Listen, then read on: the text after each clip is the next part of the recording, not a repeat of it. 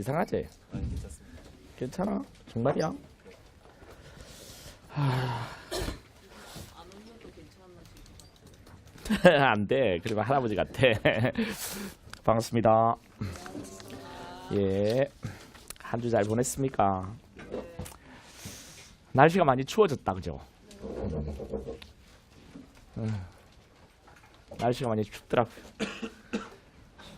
어제 그 볼록이 맞다, 볼록이. 야, 뭐 살 빠졌다 하더니 무슨 뭔 살이 빠졌더노. 아이고. 요 근래 파마도 나온 것 같은데, 꼬불꼬불 해가지고 더 시커먼진 것 같더라. 더 시커먼진 것 같고.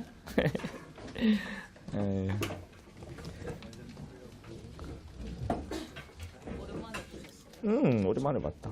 오랜만에. 어제 뭐 언론할 게 있다 해가지고 내려왔다가. 자, 이제 보죠. 자, 공소시효 기간 문제네. 여러분들 처음에 공소시효 기간이요. 공소시효 기간을 모두 합산하면 몇 년인가? 라고 되어 있습니다. 몇 년인가? 여러분 이 시효 이게 나오면요, 쉽게 우리 여러분 이렇게 하시면 되잖아요.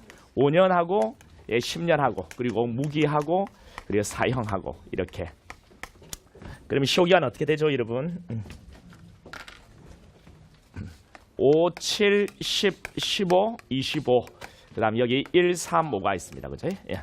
이쪽은 자격 정지 라인이고 이건 유기징역 유기검거죠. 그죠? 이거는 무기고 이거는 사형. 자, 그렇게 해서요, 여러분들. 공소시효는 반드시 깨고 있어야 돼요, 여러분들. 공소시효는 무기징역은 이제 이쪽이고요. 그다음 벌금은 이쪽. 이 벌금과 이 구류가 올 수니까요. 그죠? 이렇게 우리 암기했잖아요. 구류 여기 나왔네요. 구류. 그다음 10년 이하의 징역이네요. 10년 이하의 징역이니까 이 10년 여기 이 10년. 그다음 5년 미만의 징역.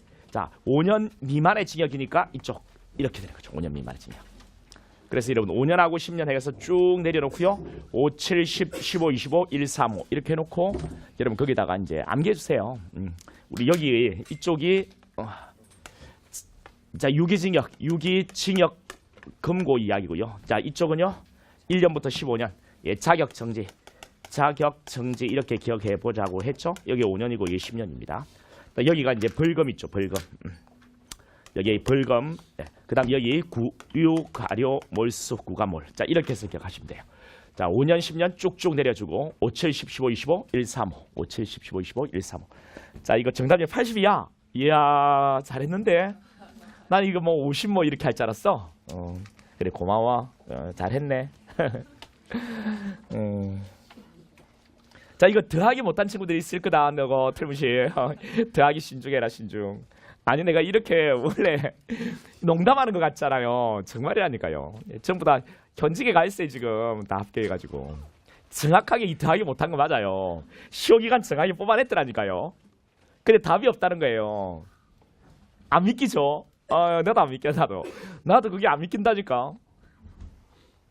정말 안 믿긴다니까. 이게 왜 그런 일이 벌어질까? 너무 긴장해서 한 것 같지도 않아. 왜일까? 지금 10년인데. 그 애들이 그 표정을 봤었어야 되는데 표정. 부산하고 서울 그 친구들의 표정 얼마나 부끄러워하는지. 아, 그거 봤으면. 아유, 그놈들 웃기대. 자, 이번에요. 공소시효에 관한 설명 중 틀린 것은 몇 개인가? 자, 기억번에 15년 아니죠. 뭔데요? 25년이잖아요. 그 다음 니은번은 형법에 의해서 형을 가중감경할 경우에는 형법은요 법정형이잖아요. 형법정형. 우리 가중감경을 해서 나온 형은 처단형이잖아요. 처단형 아니잖아요. 법정형이잖아요. 됐죠? 형법정형, 형법정형 됐죠? 처단형이 아닙니다. 됐잖아요. 우리 특정범죄 가중처벌에 관한 법률, 우리 특별법은요 특별법에서 가중감경을 하라고 되어 있는 경우에는 가중감경을 해서 나온 그 특별법상의 법정형이 되는 거죠. 됐죠? 그래서 형법에서 형을 가중감경할 경우는 가중감경하지 아니한 형, 공소시효 기간을 정하고 특정범죄 가중처벌에 관한 법률과 같은 특별법에서 형이 가중되는 경우에는 가중된 법정형에 의해서 공소시효 기간을 정한다. 가중을 해서 법정형이 나오는 거예요. 그래, 가중한 법정형 이렇게 이야기하는 거죠. 됐죠? 가중한 것이 혹 처단형 아니냐? 그렇지 않고요. 특별법에서는 가중을 했을 때 법정형이 나온다니까요. 그 다음에 D급번에 범죄를 저지른 후에 법률이 개정되어 법정에 가벼워진 경우에는 여러분 범죄 후에 원래 행위시법이 적용되는 거 맞는데요. 형벌이 가벼워졌다는 겁니다. 그러면 형법 1조 2항 우리 재판시법이 적용되는 거죠, 그죠? 그래서 가벼운 법정형, 심벌 법정형이 시효 기간의 기준이 된다는 건. 리얼번이요, 리얼번. 그 포괄일죄입니다, 여러분. 포괄일죄는 최종행위가 끝났을 때 그때 이 범죄가 끝난 거니까 이때부터 시효가 진행돼야 되겠죠. 최종의 복무이탈 행위가 마쳐진 때부터 진행한다는 건. 장기 10년 미만의 자격정지. 자격정지래 여러분들. 우리 자격정지 우리 공소시효는 가장 중요한 것을 가지고 하는 거니까 장기를 가지고 하는 거예요. 그 여기 장기 10년 이상의 자격정지 이것이 10년 이상의 자격정지죠. 그러니까 시효기간이요? 5년이죠. 5년. 5년. 3년 했기 때문에 틀립니다. 그다음 공범 일용을 기소된 자가 여러분 구승효과에 해당하는 위법행위를 공동으로 했다고 인정되기는 하나 책임조각을 이유로 무죄로 되는 경우와는 달리 여러분 이 검사는 우리 둘이가 만약에 공범이라 생각하고 검사가 내를 기소했지만 내가 만약에 책임이 조각된다는 이유로 무죄가 확정됐다는 거예요. 책임이 조각된다는 이유로. 책임이 아니네요. 문제는 책임 조각을 이유로 무죄를 경우와는 달리네요. 이 문제 지문은 책임 조각을 이유로 무죄로 된 경우와는 달리 범죄를 범했다는 증명이 없어서 무죄래요. 나는 범죄를 범했다는 증명이 없어서 무죄래. 그럼 나는 범죄를 범했어? 범하지 않았어? 범죄를 범하지 않았죠. 근데 검사는 공범이라 생각했지만 결국 법원이 얘는 진범 아닌 자를 기소했다라고 본 거죠. 범죄를 범했다는 증명이 없으니까. 그러면 진범, 진짜 범죄를 범한 이 진범에 대한 시효는 정지돼야 안 돼요? 정지되지 않죠. 계속 진행하는 거죠. 그 이야기하는 겁니다. 자, 범죄의 증명이 없다는 이유로 공범 1인이 무죄 확정 판결을 선고받은 경우에는 그를 공범이라 할 수 없다. 그에 대해 제기된 공소로서 진범에 대한 시효 정지 효력은 없는 거다. 그렇죠. 근데 이거 바꿔볼게요, 여러분들. 책임 조각을 이유로 무죄 확정 판결을 받았다면 어떻게 돼요? 책임 조각을 이유로. 그러면 같이 행위는 했고 책임 조각을 이유로 내가 무죄 확정되었다면 공범 맞아요, 여러분들. 행위를 같이 했으니까 공범 맞다고요. 공범 맞고 이런 경우에는 다른 공범에 대한 시효도 정지되는 거죠. 여러분 필기노트에도 두 개를 딱 비교를 했는데요. 이게 검찰 7급에만 두 번에 걸쳐 나왔습니다. 요 근래에. 그러니까 여러분 기억을 해보세요. 그러니까 검사가 공범 1인을 기소했지만 법원이 범죄를 범했다는 증명이 없어서 무죄를 때렸는지 책임 조각을 이유로 무죄를 때렸는지 이 두 가지를 비교해가지고 반드시 그 결론을 확인해 두기 바랍니다, 여러분. 범죄의 증명이 없어서 무죄라면 그때는 진범한 자를 기소했으니까 진범에 대한 시효는 계속 진행한다. 책임 조각을 이유로 무죄가 확정됐다면 공범 1인을 기소한 거 맞고 다른 공범에 대한 시효는 정지된다. 됐죠?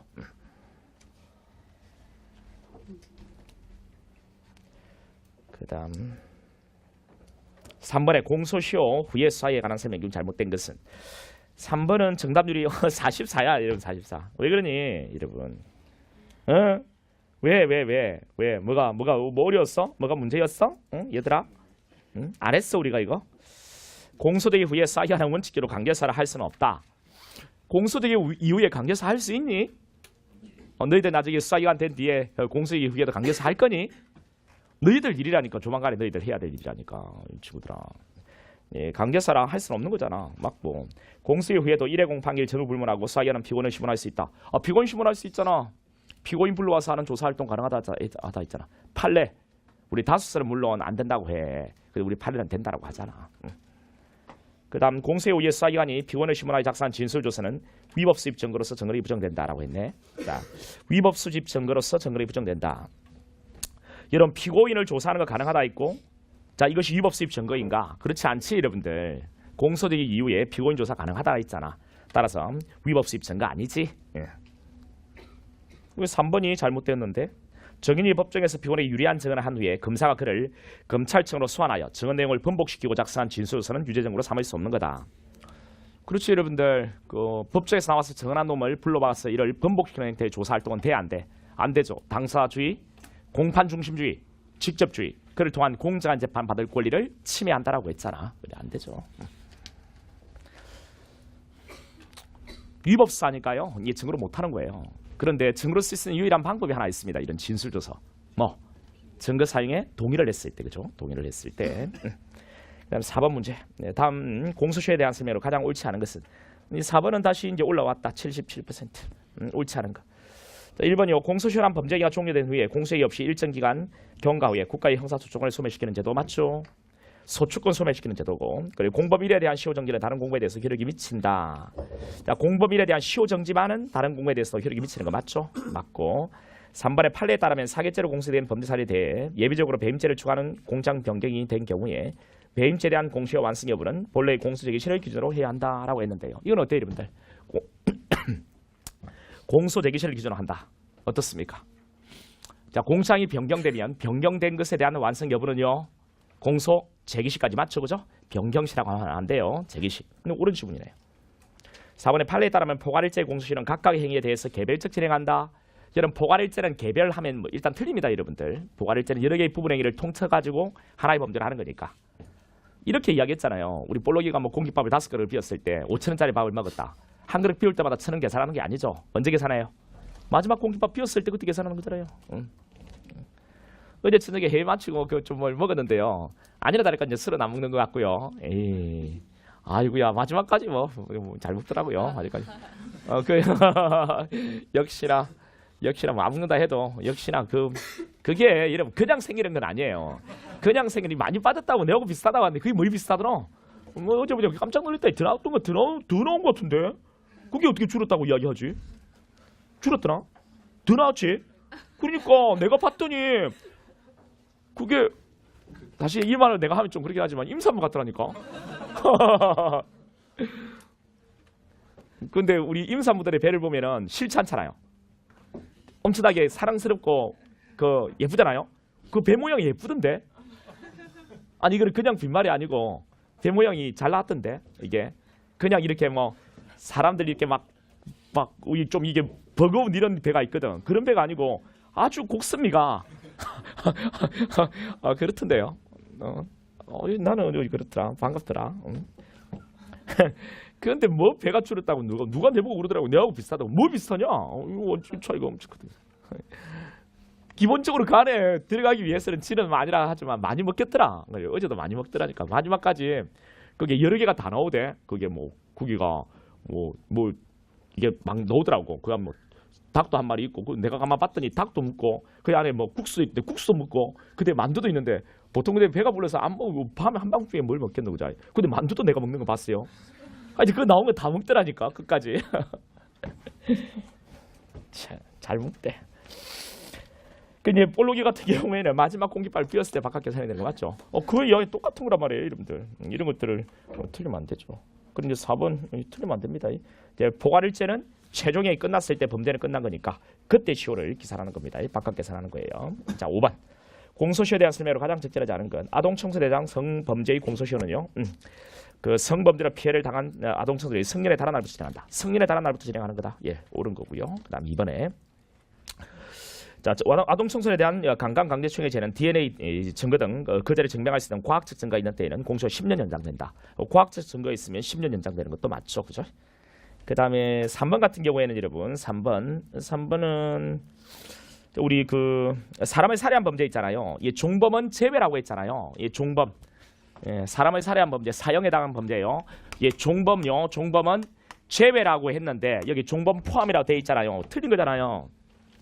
종범은 제외되고 방조범이요. 이건 제외되고 사형에 해당하는 범죄는 사람을 살해한 범죄 중에서 사형에 해당하는 범죄는 시효를 아예 적용하지 않습니다. 이 시효를 없애버렸어요, 여러분들. 근데 이 개정법이 2015년 7월 30일부터 시행되던데요.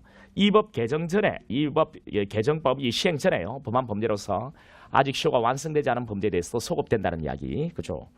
거기에 보면은 공소시효가 완성된 범죄에 대해서 적용된다 했기 때문에 틀리죠, 그죠? 이 틀린 데가 두 군데나 있네요. 근데 이거죠, 정답률이 여러분 5번 정답률이요 68이에요, 여러분들. 68이에요. 그러면 여러분들 수업 시간에 집중 안 하는 것 같아요. 이제 여러분 인생을 걸고 하는 겁니다, 여러분. 이건 알겠죠? 누구한테도 뺏길 수 없는 거예요. 여러분 지금 하고 있는 이 게임이 있잖아요. 엄청난 수익률이 나는 거예요. 이건 말도 할 수 없는 거예요, 여러분들. 알겠죠? 그냥 경제적인 돈을 한산해도 엄청난 수익률이 있는 거고요. 그걸 떠나서라도 이런 만족감부터 시작해가지고 여러분 이거는 이루 헤아릴 수 없습니다. 돈으로도. 허술하게 하지 마세요, 여러분들. 근데 여기 있는 친구들 중에요. 얼마만큼 1년 내에 합격을 해나갈 수 있을 것 같아요? 얼마만큼? 그럼 2년 내에는 얼마만큼 해나갈 것 같아요? 그럼 3년 내에는요? 다 나간다고요? 내가 올해 에이스 봐서 아는데 천만에 만만에 말씀. 대부분은 더 이상 이야기 안 할게요. 이야기 안 할게요, 여러분. 지금 이번 정부가 공무원 많이 뽑는다 하고 실제 많이 뽑으려고 해요. 기회를 잡으세요, 여러분들. 아이고, 여러분들아. 내가 딱 여러분 입장이라고 한다면 정말 열심히 하겠다. 정말 열심히 딱 1년 정도 해가지고 탁 잡겠다. 이건 누구한테 양보할 일이 아니다. 이거는 양보할 일이 아니다. 아이고 참, 아이고 양보할 일이 아니라니까. 양보할 일이 양보할 일이 아니라니까. 참. 모의고사 이런 것들 매번 아침에 치는 모의고사 있잖아. 이런 점수 잘 받기 위해 노력하라고. 이 시스템을 우리가 만들 때 이걸 그 다음날 아침에 보게 한 이유가 복습에 있다. 복습에. 그리고 그 다음 주에 해설하는 것도 또 복습에 있다고. 지금 해설하는 것도 결국 망각하니까. 망각을 잠재우기 위해서 치밀한 계획이 짠 거란 말이야. 짜가지고 이 학원에 들어왔거든 우리가. 이구 여러분들 열심히 해라. 열심히. 이 점수 잘 받기 위해서는 어떻게 되겠노? 열심히 잘 들어야 되겠지. 이런 점수를 잘 받지 못하는데 어떻게 실제 시험에 가서 점수를 잘 받겠노? 이건 절대 못 받는다. 그럼 이걸 잘 받기 위한 노력만 하면 되는 기다. 잘 받기 위한 노력은 어떻게 되겠노? 열심히 듣고 복습을 효율적으로 해봐봐라. 근데 수업 시간에 그렇게 이야기했는데 정답률이 이게 세상에 몇 %라 했나 금방 5번이 68이에요 말이고 68이. 응? 이거 다 했던 거잖아. 이렇게 했기 때문에 사실 여러분 듣기만 했었으면 틀리지 않았을 것 같은데. 그치? 내가 다른 거 가지고 내가 홍보를 하는 게 아니고 듣기만 했었어. 수업 시간에 듣기만 했었어. 안 그럴까? 여러분이 봐야 되는 포인트만 잘 잡았어. 자, 아침이니까 묵은 이야기를 그만할게. 근데 여러분 정말 욕심 내라. 욕심 냈으면 좋겠어요. 나는 누구한테 뺏길 만한 게 아니란 말이. 이거는 양보할 만한 게 아니에요, 여러분. 4번에 공범 1에 대한 공소유로 시효 정지될 경우에 그 공소유효 정지 효력은 다른 공범에 대해서도 미치고 방해 사건 재판이 확정되면서 진행한다. 이때 뇌물 공여와 뇌물 수사 같은 대항범은 여기에 공범에 해당돼 안 돼? 안 되죠, 그죠? 해당 포함되지 않는다. 옳은 지문 이거. 자, 내 목소리는 이거 들리는 거지? 녹화되는 거지? 들리나? 나중에 볼륨을 좀 높여주라. 네. 자, 6번에 공소시효에 관한 설명으로 가장 옳지 않은 게 뭐냐? 자, 6번은 71이네. 자, 공소시효 기간 기준이 되는 형은 치산형이 아니라 법정형이다. 그렇죠? 법정형. 그다음 이번에 공소가 되게 되면 공소시효는 중단되고 틀리죠? 예? 틀리지. 그렇죠? 공소시효는 중단이란 제도 없다 했지. 뭐 정지밖에 없다 했잖아. 그래서 중단 나오면 바로 틀리고 이게 답이야. 자, 6번의 정답률이 71. 이런 것들 조금만 수험 포인트만 조금 잘 잡자 얘들아. 여기에 중단 우리 정지밖에 없다 했지. 그래 중단 X라고 안 했나? 이것만 좀 탁 잡으면 돼. 어찌 보면 아주 쉽단 말이야 느낌이. 우리 공부하는 우리 객관식이라는 것은 중단 바로 땡. 그 다음에 3번에 공소시효가 완성된 범죄에 대해서는 공소가 제기된 경우에 법원은 판결로서 면소를 선고한다. 시효가 완성되면 우리 소송요건 불급이 형주재판 4개 중에서 면소 판결이죠. 면소 판결 사유율표 봐봐. 사시 폐지 확정. 사면 시는 공소시효 완성. 그러니까 면소 판결 맞고. 4번에 범인이 형사처벌을 면할 목적으로 국외에 있는 경우 그 기간 동안 공소시효가 정지되는데 이때 형사처벌을 면할 목적은 국외 체류 유일을 목적으로 제한되는 것에 한정되지 않고 범인이 가지는 여러 국외 체류 목적 중에 포함되어 있으면 족하다라고 했습니다. 그렇죠. 형사처벌을 면할 목적 이것은 주된 목적 유일 목적일 필요가 없다 이거지. 여러 목적 중에. 그럼 여기서 판례 몇 가지만 더 정리해 줄게. 그런데 외국에서 엄청나게 오랜 기간 동안 수감 생활했다면 이거는 형사처벌을 면할 목적이라 보기는 어렵고 그지? 그 다음 인지도 못하고 외국에 나갔다면 이게 처벌될 거라는 것을 인지도 못하고 나갔다면 이때는 형사처벌을 면할 목적으로 국외 체류한 것으로 볼 수는 없고 그 다음 마지막으로요. 외국에서 범죄를 범하고 외국에 그대로 체류하고 있는 거. 외국에서 범죄를 범하고 외국에도 뭐 체류하고 있단 말이야. 여러분 외국에서 범죄를 범하도 우리 속인주의 하에서 대한민국 법원의 재판권이 있어요. 외국에서 범죄를 범하고 외국에 그대로 체류하고 있을 때 이것이 형사처벌을 면할 목적으로 국외 체류한 것으로 볼 수 있는가? 있어 없어? 있다라고 했잖아요. 꼭 국내에서 범죄를 범하고 외국에 나간 것뿐만 아니라 외국에서 범죄를 범하고 외국에 머무르고 있는 경우에도 형사처벌을 면할 목적으로 국외에 체류한 것으로 본단 말이죠. 시효는 정지가 됩니다. 이런 것들 다 기억해 둬야 돼. 그 다음 7번 문제. 불구속 일정 사유와 그 유형을 바르게 연결한 것은 7번은 71이네. 7번은 71이야. 자, 피의 사실이 인정되지만 형법 51조 사항을 고려하여 소추하지 않은 거. 이거 뭔데 여러분들? 이것은 뭐라고 해? 형법 51조 양형 조건을 고려해가지고 검사가 아예 기소하지 않는 것을 기소유예라고 안 하나? 기소유예. 자, 피의 사실이 범죄 구성권에 해당하지만 법률상 범죄 승립을 조각하는 사유가 있다. 이거는 위법성 조각, 책임 조각. 뭔데? 제가 안 됨. 이게 답이네, 그죠? 그 다음에 3번에 피해의 사실이 인정되고 사견의 추적을 받고 있지만 행방이 묘연하다. 피해자의 소재 불명이지. 뭔데? 기소 중지. 그 다음에 4번에 범죄 행위 시에 처벌되는 행위가 범죄 후 법령 개표로 형이 폐지되었다. 뭔데? 사시 폐지 확정, 즉 소송 조건 불구비제. 소송 조건 불구비. 따라서 뭐 공소권 없음 불기소 처분. 기소를 하면 법은 어떤 재판 때리겠노? 면소 판결. 됐죠? 근데 혐의 없음이라 했기 때문에 4번 지문도 틀려요. 이런 것들 여러분 기억을 하라고 했잖아요. 자, 8번 문제 볼게. 자, 8번은 70이다. 70. 재정신청에 관한 설명 중 옳은 것은 1번에 재정신청은 대리인에 의해서 할 수 있고 공동신청권자 중 1인의 신청 그 전원 위에서 효력이 발생한다 라고 했네. 공동신청권자 중 1인의 신청 전원 위에서 효력이 생기는 거다. 이게 어떻습니까? 예, 옳은 질문 맞죠? 대리인을 통해서 할 수 있다. 1인의 신청은 다른 공동신청의 효력이 있지. 근데 여기서 1인의 취소는요. 다른 공동신청권자의 효력이 없죠. 이런 것들. 이번에 재정신청하려는 자는 검찰청구 10조에 따른 항고를 거쳤다면 그 항고 기각 결정 받은 날부터 10일 이내 고등법원에 재정신청서 제출해야 한다. 고등법원에. 이거 어때요? 재정신청서 제출은 어디 한다고? 어디 한다고요? 지검장 또는 지청장에게. 지검지청장에게. 여러분 그 해설에요. 해설이 잘못 좀 돼 있더라고요. 그렇죠? 해설 내가 이제 수정은 할 건데 그 여러분 해설지에 이러면 안 봤구나. 예, 이런 고등법원에 재정신청 제출하는 거 이거 고등법원이 아닙니다. 누구한테요? 지검지청장에게. 됐죠? 지검장 지청장에게. 고등법원에 재정신청 제출하는 게 아니에요. 그 다음 3번에 재정신청 이유 있다고 인정돼요. 법원이 공소제기를 결정하는 결정에 대해서 불복할 수는 없고 검사가 법원의 결정에 따라 공소를 제기한 때는 이를 검사는 취소할 수 있다라고 했네요. 이거 어떻습니까? 공소제기 결정을 해서 검사가 공소를 제기했다면 이때는 취소할 수 있어 없어? 없고요. 공소제기한 것을 유지밖에 못합니다. 그죠? 그런데 뭐 하나 부수적으로 공소장 변경하는 것은 물론 되긴 해요.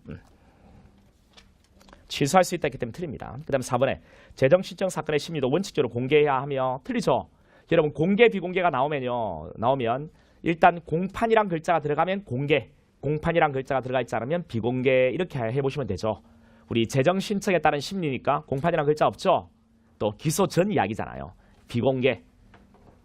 우리 앞에서 공부했던 것은 영장실질심사, 비공개. 그 다음 기소관계 절차, 다른 말로 재정신청에 따른 심리, 비공개. 그 다음 기소 이후에 공개재판 준비하는 날, 공판 준비기일, 공개. 그 다음 공개재판하는 날, 공판기일, 공개. 기소 이후에는 공개 영역. 그 다음 또 이제 부수적으로 몇 개 더. 여기 이제 방금 내가 말했던 이 4개가 공개, 비공개를 가지고 자주 출제하는 내용이고요. 부수적으로 몇 개 더 들어가면 소년 보호 사건은 보호하려고 하는 거니까 비공개. 또 소년 보호 사건은 결정 절차예요. 결정은 기본적으로 비공개거든요. 비공개. 소년 형사 사건은요. 이거는 공개입니다. 여러분 소년 형사 사건은요. 소년법에 특별한 규정이 없으면 공판 절차에 관한 규정을 준용해요. 우리 공판 절차 공개니까요. 근데 이걸 비공개라고 이렇게 해설지 붙여놓은 강사 있다 했죠. 이 말도 안 되는 소리예요. 이거 말이 안 되는 소리예요. 자, 이거는 소년 형사 사건은 이거는 공개. 그다음 즉결 우리 특별 재판 2개. 특별한 재판 우리 즉결 심판은요. 공개.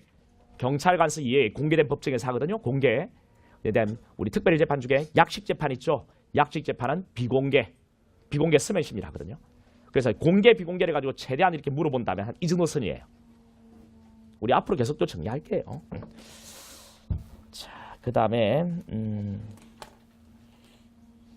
어디 갔나? 어디 갔어? 어디 있나? 8번에 4번? 이거 했구나. 이게 요즘 눈이 침침해가지고 보이지를 않아요. 자, 9번이요. 9번은 60일이다. 60일. 공소의 효과요. 효과. 자, 1번에 공소에 의해 사건은 법원에 계속되고 공소시효의 진행이 전개되며 법원은 검사가 공소 제기한 사건에 관하여 심판해야 한다. 공소 제기한 사건에 관하여 심판해야 한다. 그렇죠, 여러분. 자, 소송 계속이요. 기소를 하면 소송 계속. 그리고 공소시효 진행이 전개되고 그리고 공소 제기한 사건에 관하여 심판한다. 심판 범위가 한정이 되는 거죠. 그죠? 그다음 이번에 공소가 제기되면 동일 사건에 대해서 다시 공소를 제기할 수 없으므로 동일 사건이 수개의 다른 법원에 계속되었다. 여러분, 하나의 사건은 하나의 법원에 기소해서 재판이 되죠. 근데 하나의 사건이 수개의 다른 법원에 들어갔다는 겁니다. 뭔데? 동다 결이죠. 예. 일단 경합에 문제가 생겨요. 그래 경합에 이긴 놈이 재판하고 경합에서 진 놈은 이 사건과 결별하는 겁니다. 공소기각 결정이요. 공소기각 결정이요. 공소기각 판결에 했기 때문에 틀리죠. 우리 공소기각 판결로 나오는 경우 있긴 해요. 뭔데? 동동판입니다. 동동판이요. 동일 사건이 동일 법원에 재차 기소가 되면 그 다음에 재차 기소된 이 이중 기소된 이 사건은 동일 법원에서 공소기각 판결로 끝내는 거죠. 그죠? 여러분 공소기각 판결 사유 한번 읊어보세요. 공소기각 판결 사유. 제법 다중고차할 때 다 이게 다시 또 기소가 된 경우잖아요. 이게 공기판이고요. 그리고 공소기각 결정 사유 말해와요. 치사 경범할 때 경 이게 관할의 경합이잖아요. 관할의 경합. 오늘 할 겁니다. 오늘 관할의 경합이잖아요. 이 공소기각 결정으로 종결을 해요. 오늘 뭐 쭉 또 한다고요. 관할의 경합에 한다. 그 다음에 3번에 공소득 이후에 진범이 발견되어도 공소의 효력은 진범에게 미치지 않는다. 이렇게 되어 있습니다. 여러분 공소득 이후에 진범이 발견돼도 공소의 효력은 진범에게 미치지 않는다. 그렇죠. 진범에게 미치지 않죠. 검사가 피고를 지정한 사람에 대해서만 효력이 있는 거거든요. 그 다음 4번에 공범일에 대한 공소에 있어 다른 공범에 대해서 그 효력이 미치지 않지만 공범일에 대한 공소시효 정지 효과는 다른 공범에 대해 그 효력이 미친다. 그렇죠. 공범일을 기소했을 때 다른 공범에 대한 효력이 없어요. 근데 딱 한 개 효력이 미치는 게 딱 하나 있다고요. 뭐? 시효정지요. 시효정지. 이것만큼은 다른 공범에 대해서도 효력이 미치는 거예요. 그럼 여기서 조금 어려울 수 있는데 한번 해볼게요. 공범 1인이 국외로 도망쳤어요. 공범 1인이 국외로 도망쳤다고. 그러면 시효가 멈춥니다. 그리고 국내에 남아있는 다른 공범은요? 이게 시효가 계속 진행해요. 그러니까 공범 1인이 시효가 무조건 멈췄다고 해서 다른 공까지 시효가 멈추지는 않아요. 기소를 통한 시효정지 효력은 기소가 되지 않은 공범에 미치지만 공범 1인이 국외로 도피함으로써 시효정지 효력은 그놈한테만요. 국내에 남아있는 다른 공범에 대해서는 시효가 계속 진행해요. 알겠죠? 그러니까 여러분 친구하고 범죄를 범했다고 했을 때 여러분 친구가 만약에 외국으로 도망치면 여러분 시효는 계속 진행합니다. 걱정하지 마세요. 근데 여러분 친구가 만약에 기소가 됐다. 그러면 여러분 시효도 같이 멈춰요. 그렇게. 알겠죠? 이게 변호사 시험에 이 국외 도피를 통한 시효 정지 있잖아요. 이게 국내에 남아있는 공무에 대한 이야기를 변호사 시험에 최근에 물어봤거든요. 그래서 이런 부분들까지 같이 기억을 하면 더 좋을 듯 보여요. 그 다음 10번인가 10번? 10번은 84%네. 공소시효에 관한 설명이 옳은 것은 범죄 후 법률 개정에 의해 법정이 가벼워진 경우에는 가벼운 법정형 맞고 그 다음 이번에 공범 1인 증명이 없다는 이유로 무죄 확정 판결을 선고받은 경우에 그에 대해 제기된 공소로 진범에 대한 시효정지 효력이 발생한다. 틀리죠. 그 다음 폭처법이요. 특별법에 의해 형이 가중감경된 경우에는 가중감경되기 전의 형 아니죠. 가중감경한 형이 공소시효 기간의 기준이 되죠. 다음 4번에 공장 변경이 있는 경우에 공시효 완성 여부는 당초에 공소 제기가 있었던 시점이 아닌 변경시를 기준한다. 아니죠. 당초 공소 제기 시죠. 11번. 11번은 55네. 뭐가 55냐? 자, 1번에 공소시효 결정 기준은 2개 이상 형을 병과할 범죄는 중한형이고 형법에 의해서 형을 가중할 경우에는 가중한형이다. 아니죠. 형법에 의해서 형을 가중감경을 하라고 되어 있는 경우에는 가중감경하기 전에 법정형이라 했잖아요. 근데 이걸 왜 틀리냐? 11번 맞죠? 55%예요. 여러분들 웃긴다 너희들. 앞에는 그 정답률이 높고 왜 이거는 또 낮냐? 동일한 내용인데. 웃기네 여러분들. 형법은요 가중 감경을 하기 전에 형이라고 했잖아요. 여러분. 이 가중한 형이라 했기 때문에 틀리죠. 자, 이번에 범죄 후의 법률의 개정에 의해서 법정이 가벼운 경우에는 가벼운 법정형 맞고 그 다음 3번에 완성 여부는요 공소제가 있었던 시점을 기준으로 판단 맞고 그 다음 4번에 거기에 검사 불기소 처분에 대해서 재정 신청이 있으면 이에 관한 재정 결정이 확정될 때까지 공소 진행이 진행되는 거 맞죠? 확정될 때까지. 공소되기 결정이 있는 경우에는 공소시효에 관하여 그 결정이 있는 날에 공소가 된 것으로 본다는 것도 옳은 지문입니다. 그 다음 12번 68이에요. 가로에 들어갈 숫자를 맞게 작성한 것은 여러분 우리 어떤 파트에 있는 숫자만 가지고서 온전히 한 문제를 물어보는 것은 우리 수험법 전체를 통틀어서 딱 두 파트가 있습니다. 바로 이거 공소시효에 있는 이 숫자들 가지고 아예 물어보는 1번 문제 같은 거. 그 다음 자 지금 12번 문제 같은 재정신청의 숫자가 또 충분하거든요. 이 두 개의 파트는 그 파트에 있는 숫자만 가지고서 온전히 한 문제가 나와요. 이걸 제외한 다른 것들은 각 영역에 있는 숫자를 전부 다 모아가지고 숫자 합 얼마냐 이렇게 물어보는데 이 두 개는요. 이 여기에 파트에 나오는 숫자만 가지고 물어본다고요. 그러니까 반드시 숫자를 정리하고 있어야 돼요. 자 이건 여러분 재정신청은요. 숫자가 이렇게 나옵니다. 여러분. 재정신청은 숫자가 자 여러분 재정에 나오는 숫자 좀 해볼게요. 여기 3월이 있고 30일이 있고 10일이 있고 그다음 전날이 있고 자, 또 뭐가 있어요? 7일이 있고 30일 있죠. 그래요. 또 뭐가 있어요? 10일 있고 그다음 3월 있습니다. 3월 이렇게.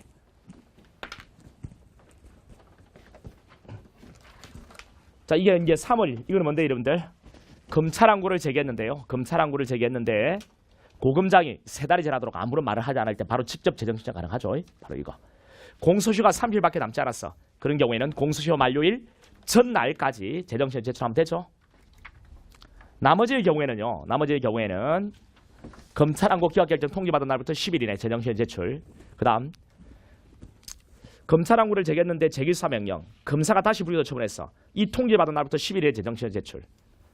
3월 경과 날부터 10일 이내 재정신청 제출. 됐죠? 그래, 재정신청서 제출은 10일과 그리고 전날이 있습니다. 그 재정신청은 고등법원에 하는 거지만 신청서 제출은 누구한테 한다고요? 지검장 또는 지청장에게. 그런 경우에 검찰항구를 그친 경우에는 7일 이내 고검 경위에서 고등법원에 송부하는 거고요. 직접 재정신청의 경우에는 뭐 30일 이내 고등법원에 송부하는 거죠. 그죠? 재정신청이 이유가 없다라고 판단하면 30일 이내 고등법원에 송부합니다. 그러면 고등법원은 기록이 접수됐다는 통지를 10일 이내 피해자 및 재정신청인 모두에게 하는 거고요. 그런데 고등법원은 3달에 걸쳐서 항고의 절차에 준해서 재정신청에 대한 심리를 진행해서 결정합니다. 됐죠? 이거는 훈시기간이라 했죠. 훈시기간. 훈시기간이라 했고 이거는요. 이거는 뭐 불병기간이 불병기간. 변할 수 없는 기간. 반드시 엄수해야 되는 불병기간이다. 뭐 이런 이야기도 했고. 그래서 시효에서 나오는 자 재정신청에서 나오는 숫자는 뭐 이런 것들이니까요. 자 이것을 여러분 딱 숫자를 적어낼 수 있다면 여러분 재정신청의 기본 틀은 잡고 있는 거예요. 여러분들. 숫자를 적어내지 못한다. 기본 틀을 아직까지는 놓치고 있는 거거든요. 그리고 이런 숫자를 다시 한번 더 필기 노트에 찾아보면서 한번 확인해 보세요. 이름 적어내면서 이야기할 수 있어서 돼야 돼요. 여러분 오늘 점심 먹을 때 그러면 뭐 여러분 친한 친구가 있으면 자 한번 적어봐봐. 딱 적어가지고 자 한번 읊어봐. 딱 이렇게 해가지고 못 읊잖아요. 그럼 네가 바꾸면 돼. 이런 거. 한번 해보세요. 그냥 재밌게. 자, 그 다음에 13번이요. 13번은 쭉 가서 72%네요. 수사의 종결. 검사의 수사 종결 처분에는 공소행위 불기소 처분 타관 성취가 있다 맞고 이번에 검사는 불기소 처분한 때 피해자에게 적시 거치를 통지한다. 피해자에게요. 피해자에게 적시 통지하는 거 맞춰보죠. 불기소 처분 타관 성취 피해자에게. 그 다음 검사 불기소 처분이 있는 경우에 1사부대리 원칙에 적용되므로 수사를 재개할 수 없다. 그렇지 않죠. 불기소 처분의 경우에는 1사부대리효 기판력이 없어요. 그래서 얼마든지 다시 수사를 재개할 수가 있는 거예요. 4번에 수사 중 피해자가 사망한 경우에는 여러분 피해자가 죽었다면 더 이상 수사를 진행할 필요가 있니 없니? 없죠. 수사를 종결합니다. 불기소한다고요. 어떤 불기소? 공소권 없음. 공소권 없음. 어차피 수송조건 불급이니까요. 공소권 없음. 살아있어야 나중에 기소하면 다툴 거 아니에요. 이미 죽었으니까. 선수가 없으니까 다툴 수는 없잖아요. 수송조건 불급이 그때 공소권 없음 불기소 처분. 기소했다면 여러분 그러면 기소했다면 법원은 어떤 재판할까요? 기소했다면 선수가 없잖아요. 이미 죽었잖아요. 피고는 사망했잖아요. 그럼 면소 판결이라는 이야기 남았는데 그럼 면소 판결 사유를 읊어보세요. 사실 폐지 확정 할 때 사가 사망일까요? 사망일까요? 우리 사는 두 군데 나와요. 두 군데 나와요. 공소기각 결정과 면소 판결. 우리가 암기하는 방법이요. 공소기각 결정은요. 뭔데?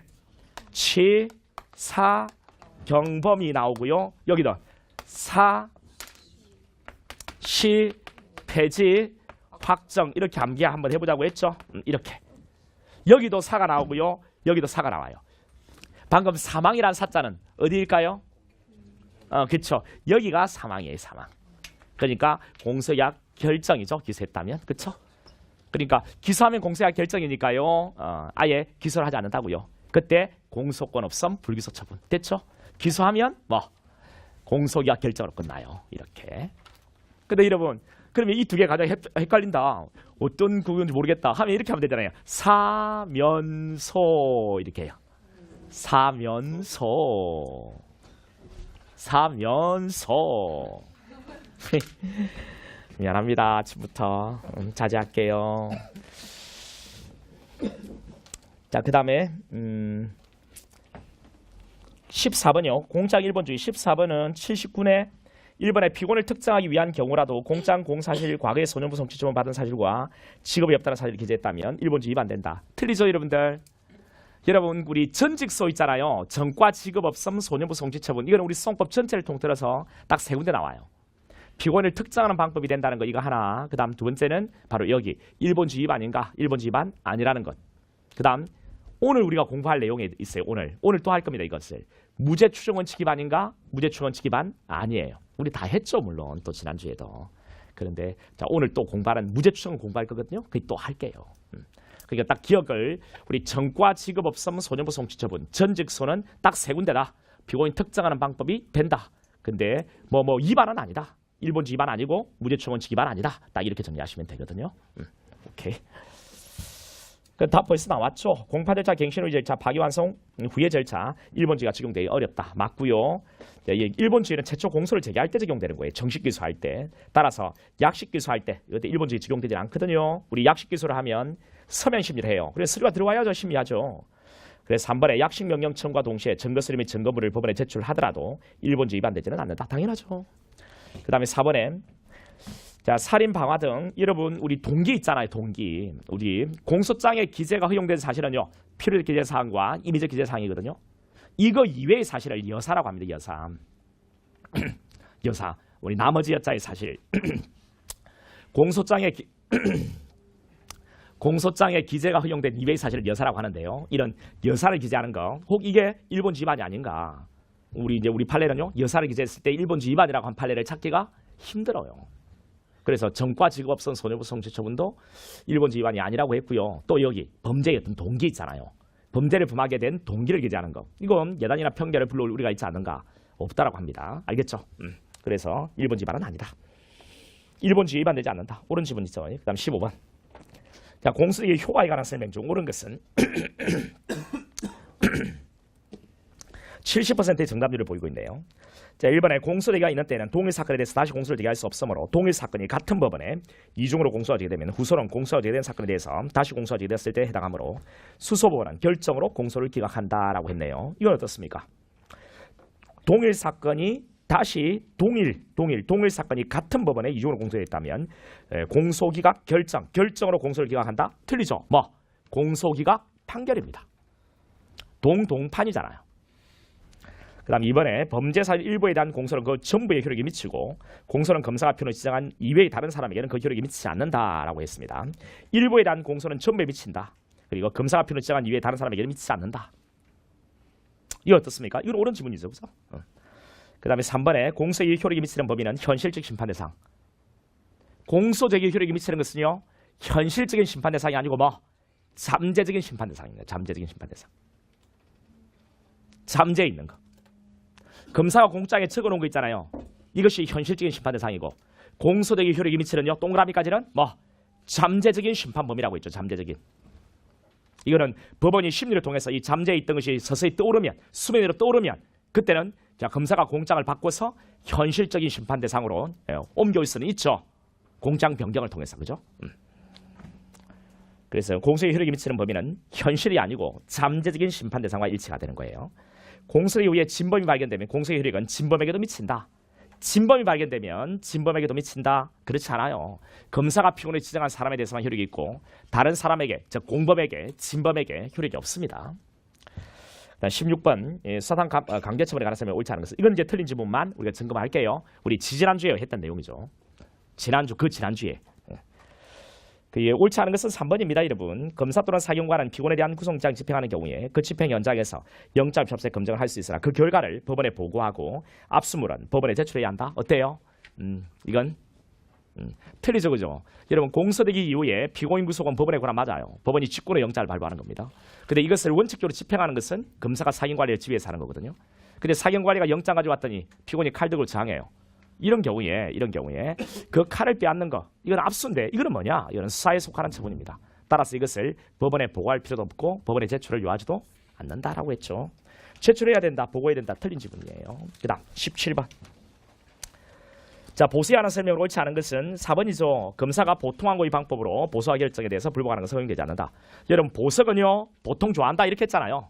우리 귀걸이, 목걸이, 반지, 보석은 보통 좋아해. 보통한 거. 일단 이렇게 이제 문제는 빠르게 정확하게 감잡고 풀어야 돼요. 물론 이해는 이렇습니다. 우리 법원의 결정은 원래 불복이 안 되는 거예요. 법원의 결정은. 법원이 결정을 수없이 많이 하거든요. 그 불복을 다 제기하면 재판 안 끝나요. 언제 끝나요? 불복은 안 됩니다. 그런데 예외적으로 불복이 되는 게 있죠. 그게 이제 우리 결정에 대한 불복을 항고라고 하는 거잖아요. 상급본의 불복, 물론 상소라고 하는데 넓게는 구체적으로 이걸 항고라고 하고, 항고에는 다시 두 개로 쪼개져 이거죠. 뭐 즉시 항고 가능하다라고 되어 있는 것은 즉시 항고, 그런 규정이 없는 것은 이제 그냥 항고죠. 보통 항고죠. 근데 이 보통 항고는요, 어떤 거? 강제 처분에 관한 결정, 구보 압감, 구금 보석, 압수, 감정을 하기 위한 유치하는 결정. 자, 이거 보통 항고고요. 그다음 즉시 항고는요. 이 즉시 항고는 규정이 있어야 돼. 규정이 있는 것들은 대강 이런 것들이에요. 이 집의 비상구 공기 참 재과정 배속 보면 감해. 그 이 정도거든요. 이거 말고도 더 있긴 한데 이제 한 이 정도만 하면 충분히 이제 점검하는 거예요. 지금 두 문자만 제가 땄습니다. 나올 때마다 제가 언급을 하고 있고, 나중에 즉시 항고에 가면 한번 또 정리 한번 해보도록 할게요. 알겠죠? 이렇게 그래 보통 항고 되는 거죠. 그다음 18번엔 체포적 즉구심 제도에 관한 설명 중 가장 적절하지 않은 건 뭐냐? 자, 3번입니다. 법원은 체포적 즉구심 청구에 있는 경우에 피해자의 출석을 보장할 만한 보전금 납입을 조건으로 석방을 명할 수 있다라고 했어요. 여러분 체포점 구속 즉구심 청구에 있는 경우에 바로 틀리죠. 여러분 이거 한번 봐보세요. 체포점 구속 즉구심. 자, 직점 간접적 이렇게요. 여러분 이 가운데 점이라는 것은요 어떤 의미가 있냐면 또는의 의미가 있는 거예요. 또는의 의미가 있고 또 하나 여기 뒤에 공통된 글자가 있는 거예요. 공통된 글자. 이 공통된 글자를 두 번 찍기 싫은 거죠. 그런데 가운데 점을 찍어요. 이 점이라는 것이 갖는 의미가 그렇습니다. 그리고 이걸 풀어보면 체포 적부심 또는 구속 적부심 이렇게 해요. 그러면 직간접적, 직점 간접적은 뭔데요? 직접적 손해 또는 간접적 손해 이렇게. 직접적 또는 간접적 이렇게. 그리고 이 접적이라는 이 말이 중복적으로 적기 싫을 때 이걸 중복적으로 시켜야 가운데 점을 찍거든요. 우리 수험법에 두 군데 이 가운데 점을 찍어가지고 출제가 된 것은 이 두 개예요. 다른 증여는 여러분 그냥 또는이라고 하고 그렇게 하지 이렇게 가운데 점을 찍어가지고 우리를 뭐 혼돈을 초래하게 하지는 않거든요. 이 말이 잘 안 되네요. 그런데 우리 채용 시험에는 이렇게 출제를 합니다. 그러면 우리 피해자 보석은 어디에만 된다고요? 체포적부심이야, 구속적부심이야? 구속적부심에서만요. 근데 체포점 구속적부심에서 피해자 보석이라 하면 체포적부심에서 가능하단 말인데 틀려요. 구속적부심에서. 그다음 이건 어디에서 나오냐면 저 어디 가면 배상명령이라는 파트가 있거든. 배상명령. 거기에는 직접적 손해만 배상명령 하는 거야. 간접적 손해 배상명령 하는 거 아니거든요. 근데 직접 간접적 손해에 대해서 배상명령 이렇게 출제되었다고. 그리고 이 점간 이걸 놓쳐버리면 이제 틀리게 되는 거지. 체포점 이걸 놓쳐버리면 틀리게 되는 거라. 이것도 조심하셔야 돼요. 여기에는 그래서 보전금 납입 조건부 석방이라는 것은 구속적구심에서만 되니까 체포점이 들어가서 틀렸습니다. 그 다음에 4번에 자 19번이요. 앞서에 관하여 다음 설명 중 사후영장을 요하지 않는 것은 1번이죠. 구속영장을 집행하면서 피해자를 구속하기 위해서 피해자 아닌 자의 주거를 수색한 경우 사후에 수색영장 필요 없습니다. 그죠? 그 다음 20번 문제 수사상 증거보전에 관한 설명을 옳지 않은 게 뭐냐. 4번이죠. 증거보전 절차에서 피해자 또는 피고인 신분을 청구할 수 있다. 우리 증거보전에서 청구할 수 있는 것은 뭐라고요? 압수, 수색, 금정, 감정, 증인신문. 압수수색, 금정, 감정, 증인신문. 압수수색, 금정, 감정, 증인신문. 피해자 신문과 피고인 신문은 청구 못합니다. 자, 여기까지 하고 좀 쉬었다가 우리 정각부터 수업하도록 할게요. 질문은 다음 시간에 해주라.